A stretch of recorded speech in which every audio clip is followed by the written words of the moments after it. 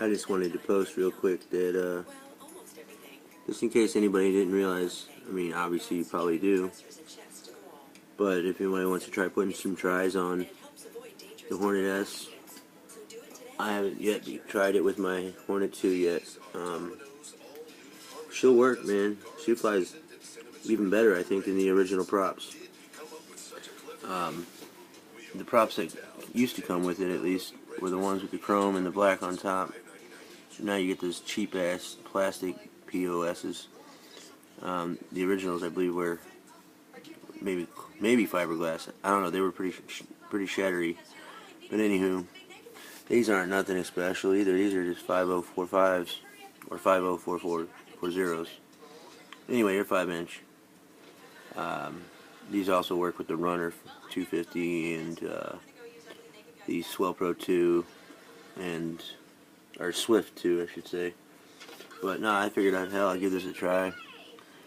It's a crazy bird, but there's a lot of issues with this bird. So if you do try it, make sure she actually flies really well. Normally, mine, on the other hand, is I've had it for a year and it just now started flying somewhat good. It's the longest I've actually had it to where she's actually flown. She's flown more in the last week and a half to a month than she did all year. Anyway, nothing important, so just wanted to kind of bring that up and see if anybody cared.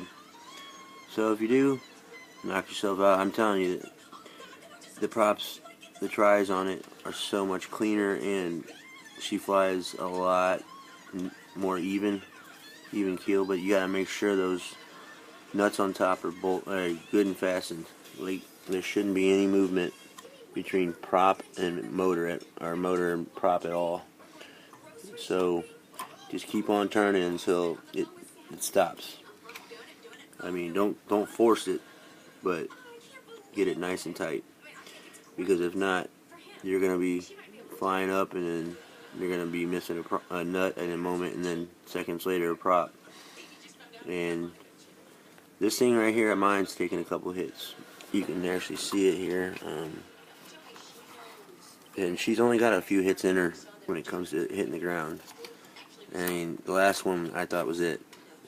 And that's what did this. They cracked the motor mount, or the mount that it's on. It's covered up now, but, and then there's the micro fracture up here. I got some good, decent super glue coming to fix that. I believe. Where's it at? Here, there it is. You can see that, right? I mean, I would imagine you can. And then, unfortunately, just yesterday, my Swell Pro Swift sucks, man. Lost it in a tree. Wind got up at her, and I figured I'd pull up, to avoid any kind of tree line. Well, instead, she didn't go up. She went faster and faster sideways. And then this, I don't know what kind of thwack I heard, but this is what was left that I found. I mean, she's still in the tree. She's about 150 feet up. I'm waiting for a good storm. Luckily, they're waterproof. Not the battery, but the Swift 2. I think this is actually salvageable. But then again, I'm not a battery person, so I'm gonna let my buddy take a look at it and rewrap it if it's still okay. This is a Cheerson 20 battery. Anyway, yeah. So I mean, you gotta imagine how fast it was going to fling this across the damn sky, and this hit pavement. I've seen some batteries hit pavement. Never in my day have I seen it hit this hard. This is how I found it. And then the other one here. Well, this is taken apart already. Like, this is a Turnigy Evolution battery. Or Turnigy, Multi-Star, that's it. I thought I blew out the cells in this, but apparently just one of the leads came loose. See, and I was ready to pitch it. It's a good thing I have a friend who knows what the fuck he's talking about.